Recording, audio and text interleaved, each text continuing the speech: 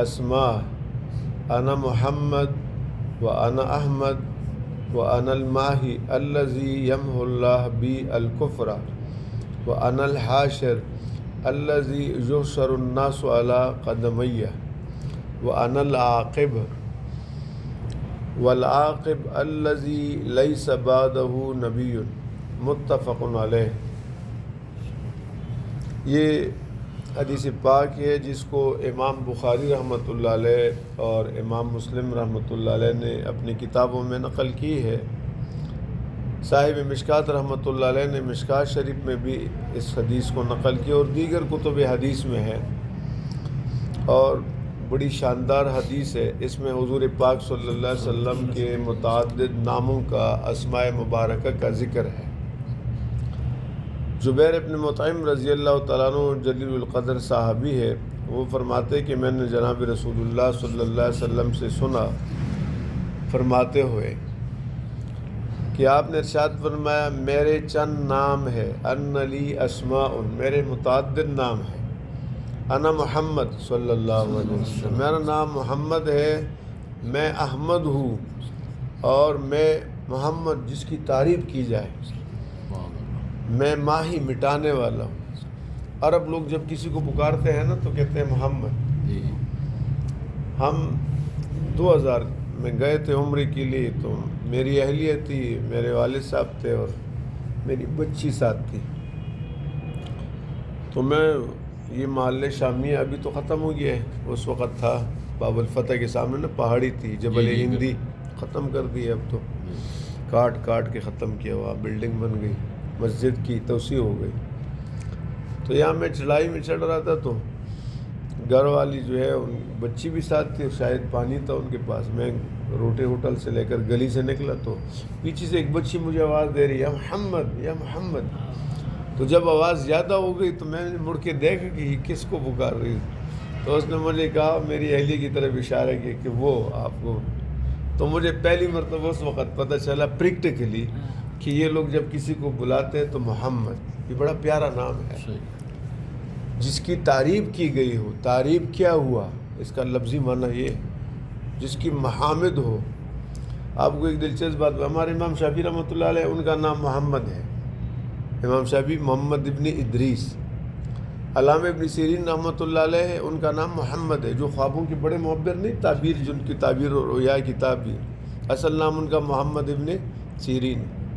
امام بخاری رحمۃ اللہ علیہ کا اصل نام محمد ہے، محمد ابن اسماعیل ابن ابراہیم ابن مغیرہ۔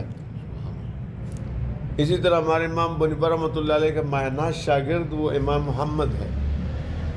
اور ایک اور دلچسپ بات بتاؤں کہ بخارا و سمرقند، یہ جو وسطی ایشیا، جدید ہمارا لغت میں زبان میں ہم وسطی ایشیا بولتے ہیں، ہماری کتابوں میں اس علاقے کو ماوراء النہر کہا جاتا ہے، جو دینی مدارس میں فقہ کی کتابیں ہیں۔ یہاں ایک قبرستان ہے، اس قبرستان کا نام ہے تربۃ المحمدیین، محمدیین لوگوں کا مدفن۔ اس میں 400 ایسے لوگ مدفون ہیں جن کا نام صرف محمد تھا، تو یہ نام رکھنا چاہیے۔ میں نے بیٹے کا نام جب محمد رکھا تو میرے سسر لگتے ہیں، میرے کزن بھی ہے، اہلیہ کے ماموں، اس نے کہا یار یہ ٹھیک نہیں ہے۔ میں نے کہا مفتی آپ ہیں یا میں ہوں؟ وعلیکم السلام ورحمۃ۔ نہیں، محمد میں نے بیٹے کا نام رکھا، تو آپ کیسے کہہ رہے ٹھیک نہیں ہے؟ پھر میں نے حدیث بتا دی ان کو کہ جناب رسول اللہ صلی اللہ تعالیٰ علیہ وسلم بازار میں تشریف لے جا رہے تھے، تو کسی نے کہا یا ابو القاسم۔ ابو القاسم آپ صلی اللہ علیہ وسلم کی کنیت تھی، کنیت اس کو کہا جاتا ہے کہ بیٹے کے نام پہ یا باپ کے نام پہ۔ ابو الحسن ابن سینا، سمجھ گئے بات کو؟ تو ابو القاسم یہ آپ صلی اللہ علیہ وسلم کی کنیت تھی۔ تو آپ نے مڑ کے اس آدمی کو دیکھا تو اس نے کہا آپ کو نہیں، اس کو برا۔ تو اس موقع پر آپ نے فرمایا لا تقتنوا بکنیتی، ایک روایت میں ولا تکنوا بکنیتی، میری کنیت پہ نام نہ رکھو، ولیکن سموا باسمی، مگر میرے نام پہ نام رکھو، ٹھیک ہے؟ تو حضور فرماتے میرا نام محمد۔ احمد آپ صلی اللہ علیہ وسلم کا یہ وہ نام ہے جو قرآن میں بھی ذکر ہے۔ عیسیٰ علیہ السلام نے اپنی قوم سے کہا یأتی من بعد اسمہ احمد، میرے بعد ایک نبی آنے والے، ان کا نام احمد ہوگا۔ تو قرآن نے عیسیٰ علیہ السلام نے اپنی قوم کو بتایا۔ فرمایا انا الماحی، ماہی سے وہ مراد ہے جس کے ذریعے اللہ کفر مٹائے گا، اللہ میرے سے کفر مٹا دے گا میرے ذریعے۔ وَأَنَا الْحَاشِرُ، حاشر جس کے پاس لوگ جمع ہوں گے، جمع کرنے والا۔ فرمایا یحشر الناس علی قدمیہ، میرے قدموں پر، مطلب یہ کہ قیامت جب برپا ہوگی تو سب سے پہلے میں اٹھوں گا اس پر، پھر سارے اس طرح، اور یہ سب میرے پاس جمع ہوں گے۔ جیسے حدیث پاک میں نا بیدی لواء الحمد، حمد کا جھنڈا میرے ہاتھ میں ہوگا، لوگ میرے سامنے سارے جمع ہوں۔ اسی طرح وَأَنَا الْعَاقِبُ، عاقب، والعاقب الذی لیس بعدہ نبی، جس کے بعد نبی نہیں ہوتا، یہ ہے اصل ہمارا موضوع کہ جناب رسول اللہ صلی اللہ علیہ وسلم اللہ تعالیٰ کے آخری نبی، آپ خاتم النبیین ہیں، آپ سید المرسلین ہیں، آپ پر نبوت و رسالت تام ہوئی، مکمل ہوئی، ختم ہوئی، تو عاقب جس کے بعد کوئی نبی نہ ہو، یہ ہے بنیادی نقطہ۔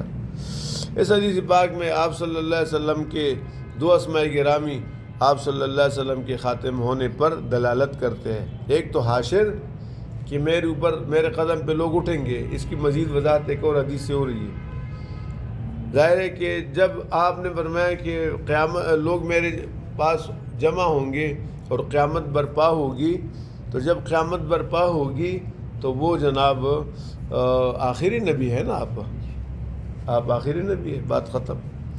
تو حاشر کا معنی۔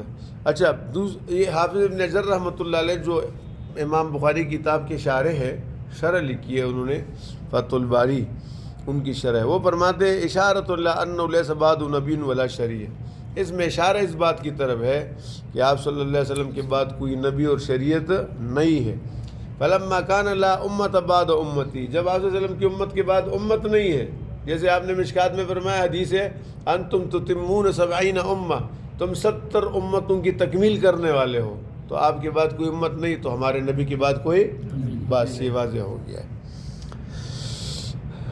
اس لیے نصب الحشر الیہ، قیامت، حشر قیامت کو کہتے ہیں، آپ کی طرف منسوب کر دیا گیا ان لأنہ یقع عقب۔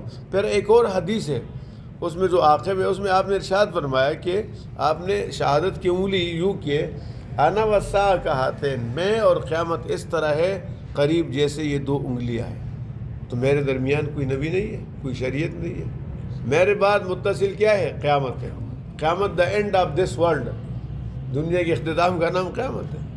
تو لہٰذا ان دونوں احادیث سے آپ صلی اللہ علیہ وسلم کا خاتم النبیین ہونا ثابت ہوا۔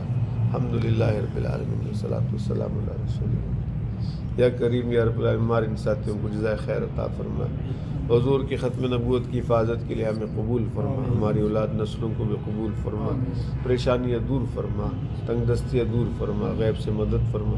یہ ساتین میں کوئی بیمار ہے، گھروں میں کوئی بیمار ہے، اللہ سب کو صحت دے، شفا عطا فرما، ان طلبہ کو علم نصیب فرما، بچوں کے رشتے ان کے اچھے رشتوں کا انتظام فرما، اللہ رزق حلال عطا فرما، حرام سے ہماری اولاد کی حفاظت فرما، کسی کا محتاج نہ بنا، غیب کے خزانوں سے مدد اور دستگیری فرما۔